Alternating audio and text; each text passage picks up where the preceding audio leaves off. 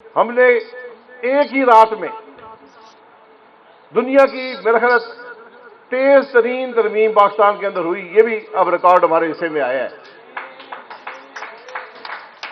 जब law minister साहब ने सेनेट में रखी, 12 घंटे बाद गैजेट का नोटिफिकेशन इशू हो गया था। अल्लाह करे पाकिस्तान में बाकी काम भी इसी तरफ्तार से हुआ करें। अवाम की हमें कोई परवाह नहीं है। अवाम की पॉलिसियां तो 10-10 साल पड़ी रहती हैं, आज भी पड़ी हुई हैं। तो फिर ये सोच की जो कमी है, ये अवाम के मसाइल से जो लापरवाही है, इसका जिम्मेदार कौन होगा? आज हुकूमत क्या कर रही है? क्या आज पाकिस्तान का सबसे बड़ा मसला ये आईनी तरमीम थी जो आपने ना अवाम को दिखाई और रात के अंधेरे में पास की? इससे पहले भी एक तरमीम रात के अंधेरे में हुई थी, 8वीं तरमीम। वो रात के 2:30 बजे हुई थी, ये सुबह के 5:30 बजे हुई है। ये हम क्या कर रहे हैं इस मुल्क के साथ, ये जरा हम सबको अब सोचना पड़ेगा कि हमारी सोच क्या है, हमारी फिक्र क्या है, हम करना क्या चाहते हैं। 2 महीने, सितंबर का महीना, अक्टूबर का महीना, इस्लामाबाद में कोई पता नहीं है कौन सी सड़क किस वक्त बंद हो जाए। 2-2 कंटेनर एक दूसरे पर रखकर पाकिस्तान का दारुल हुकूमत चल रहा है, अवाम से खाइफ है। सड़कों में खंदकें डालकर, दारुल हुकूमत के अंदर, दारुल हुकूमत में आने वाली सड़कें 10-10 फुट गहरी, 20-20 फुट चौड़ी खंदकें डालकर आप बैठे हुए, हिसार में बैठे हुए। ये कौन सी हुकूमत है? ये कौन सी सोच है? कोई अवाम से आज किसी को कोई फिक्र नहीं है, अवाम की किसी को परवाह नहीं है। अवाम को हम कंटेनर लगाकर और खंदकें डालकर बंद कर लेंगे। ये बड़े मुश्किल लम्हात हैं पाकिस्तान के लिए। आज आपको इस निफाक को खत्म करना है, आपको तफरीक को मिटाना है, आपको इत्तेफाक पैदा करना है। आप मजीद उस खलीज को वसी किए जा रहे हैं। ये बदनसीबी है मुल्क के लिए। आज मुल्क के मसाइल, मिफ्ता साहब ने अभी बात की, 2.5 करोड़ से ज्यादा बच्चे स्कूल से बाहर हैं। ये अगले कम से कम 50 साल के लिए आप पर बोझ होंगे। उनको अगर आप तालीम ना मिली, और ये तो एआई का जमाना आ रहा है जहां पर पढ़ा लिखे आदमी को नौकरी नहीं मिला करेगी, मशीनें उसको नेबल बदल बन जाएंगी। तो आप बच्चों को तालीम नहीं दे पा रहे। आज इस हुकूमत को 8 महीने हो गए, इससे पहले 16 महीने हुकूमत कर चुके हैं। क्या कोई 2 महीने आपने तरमीम पे जाया किए? दिन रात मीटिंगें हो रही हैं, कभी मौलाना साहब के पास भाग रहे, कभी कहीं और भाग रहे, लेकिन कोई 1 मिनट की मीटिंग भी आपने इन 2.5 करोड़ बच्चों के लिए की है, जो मुल्क की 12% आबादी है। हम सारे बात नौजवानों की करते हैं, लेकिन अगर आप अनपढ़ नौजवान पैदा करेंगे तो फिर आपको दुनिया में क्या मुकाम होगा? 4 सूबाई हुकूमतें हैं, एक वफाकी हुकूमत है। वो ये हुकूमतें एक पॉलिसी दिखा दें, एक मीटिंग दिखा दें जो उन्होंने उन 2.5 करोड़ बच्चों के लिए की हो, लेकिन तरमीम के लिए हम दिन रात बैठे, रात के अंधेरे में बैठे। क्या हम रात के अंधेरे में उन बच्चों के लिए नहीं बैठ सकते थे? उनके बारे में फिक्र नहीं कर सकते थे? हम अदल के निजाम को दबाने के लिए बैठे हैं, अवाम के लिए नहीं बैठे, अवाम को सहूलत देने के लिए नहीं बैठे। हम अपने इक़्तिदार को तूल देने के लिए, अपने इक़्तिदार को पर से किसी किस्म की रुकावट हटाने के लिए अदल के निजाम को खत्म करने पर तुले हुए। ये हम सब पर लाजिम है कि कम से कम इस पर बात तो करें। जो मुल्क इंटरनेट बंद करके, इस दौर के अंदर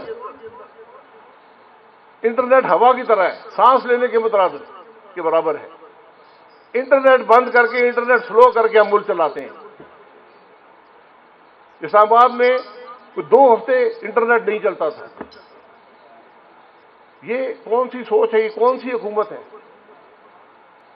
अगर आप इतनी आपको खतरात है तो आप इस मुल्क पर मेहरबानी करें, इस्तीफा दें और घर जाएं।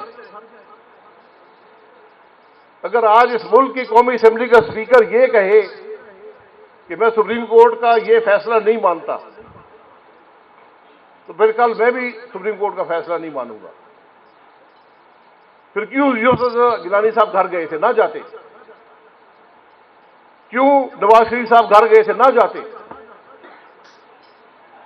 तो आप किस किस्म की सोच आज इस मुल्क को दे रहे हैं कि लोग अदालतों के फैसले ना माने?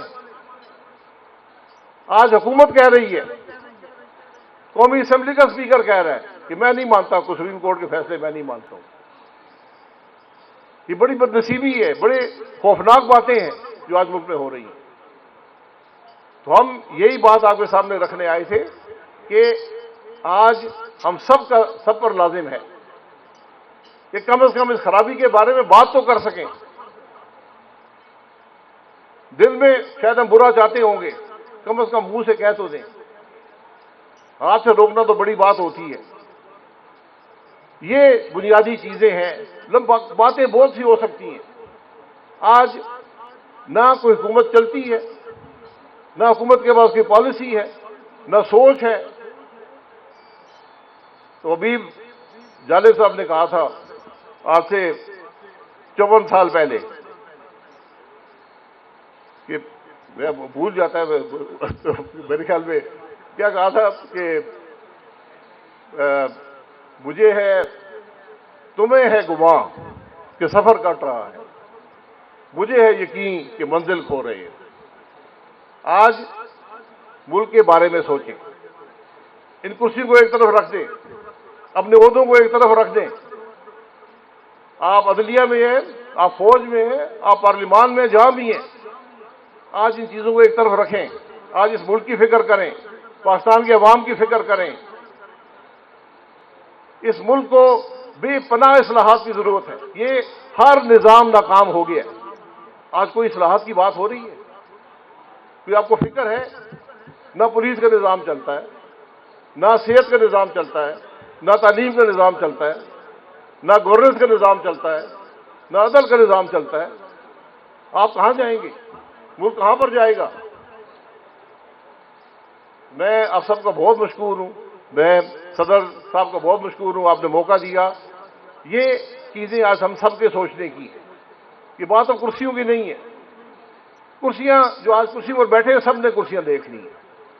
आज शायद हम दुनिया का वाहिद मुल्क हैं जहां हर जमात के पास इक्तदार है। पीपल्स पार्टी के पास यहां पर सिंध में इक्तदार है, मुस्लिम लीग नून पंजाब में है, और केपी के अंदर पीटीआई है, और बलूचिस्तान में अल्हम्दुलिल्लाह सबका इक्तदार है। तो ये आज आप कोई एक मॉडल दिखा सकते हैं, कोई एक जमात एक मॉडल दिखा सकती है कि मैं बेहतर हुकूमत कर रहा हूं, मैं अवाम के मसाइल हल कर रहा हूं, मुझे अवाम की फिक्र है। जिस मुल्क की पार्लियामान में फिर दोहराऊंगा, पूरी पार्लियामान, कौमी असेंबली, सेनेट सारी रात बैठी रहे कि बगैर पढ़े तरमीम को आज पास करके जाएंगे। ये तो अल्लाह करम करे, मौलाना फजल रहमान साहब के कुछ उन्होंने हमारी बड़ी खराबी से मैं बचा लिया। ये अगर वो 100% खराबी थी तो ये 25% खराबी है। लेकिन ये 25% भी खराबी है, ये बेहतरी नहीं है। इसलिए आज हम किस तरफ जा रहे हैं, आज सोचें। और आप, मुझे पूरा यकीन है कि एक और अमेंडमेंट आएगी। लेकिन जो 75 रह गई है, हमने उसको हम छोड़ेंगे नहीं। हम पूरी कोशिश करेंगे वो भी आवाम पर मुसल्लत करें। तो आप सबका बहुत शुक्रिया।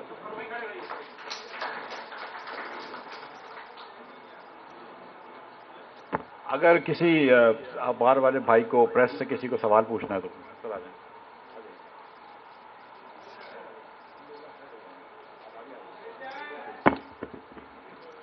जी,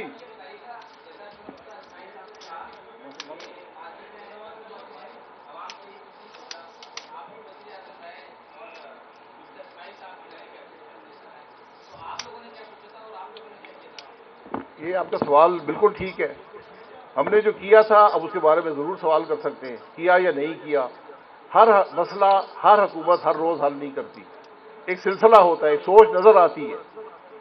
जो कुछ उस जमाने में हुआ आज के हालात से बात को बेहतर करती है, बदतर नहीं करती। 2018 के बाद हालात बदतर से बदतर होते चले गए। ये मसाइल हैं मुल्क के। जी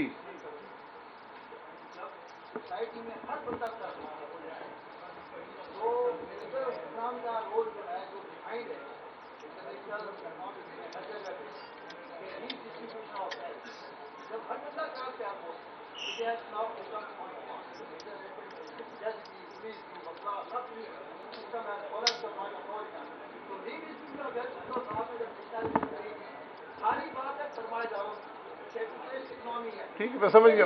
देखिए, मैं इसीलिए बात कर रहा हूं कि आज मुल्क की सबसे बड़ी जरूरत इस्लाहात है। उसमें अगर आप समझते हैं कि रीडिस्ट्रीब्यूशन वेल्थ के इस्लाहात हैं तो उसके अंदर शामिल कर लें, लेकिन इस्लाहात के बगैर आपका मुल्क नहीं चलेगा।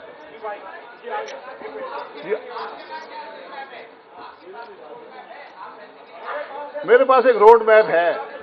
मैं वो काम नहीं करूंगा जो ये लोग कर रहे हैं, और वो काम करूंगा जो ये नहीं कर रहे। ये रोड मैप है पाकिस्तान का। जी जी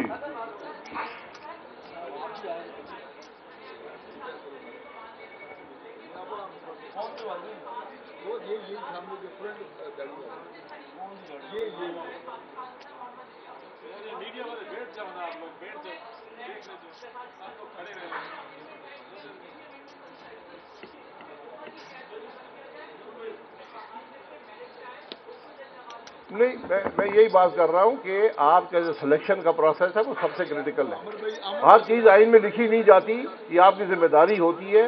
तो जज बनाने का सिर्फ एक तरीका है कि अवाम के सामने उस शख्स का एहतसाब हो, खुली अदालत में। टीवी जो है, टीवी कैमरे से बड़ी कोई अदालत नहीं है।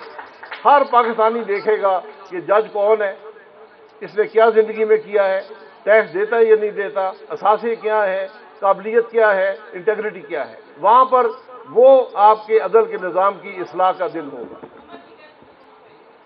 उम्र की कैद कम तो 40 साल से कम, तो आप हाईकोर्ट का जज तो नहीं लगाएंगे।